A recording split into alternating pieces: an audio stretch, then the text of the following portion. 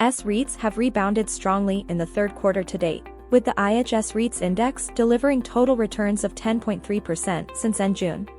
As of September 12, all 30 S-REITs in the index posted gains for the quarter, the IHS REITs index hitting a YTD high of 1,107.83, and delivering 15% total returns. Over two-thirds of constituents achieved double-digit gains.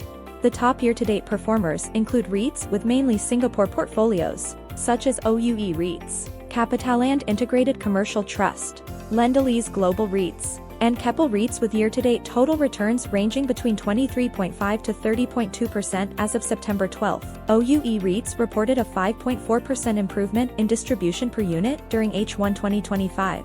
CICT's DPU also rose 3.5% in H1 2025 amid stable revenue and lower finance costs. Keppel REITs has also seen its NPI increase by 11.8% year-on-year.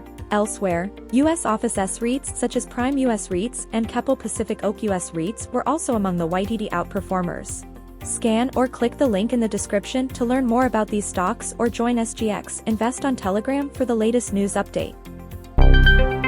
Please note this is a general commentary of historical performance and not necessarily indicative of future performance. Check out our investment courses that are up to 70% subsidized at cyberquote.com/sg or contact us at support@cyberquote.com.sg.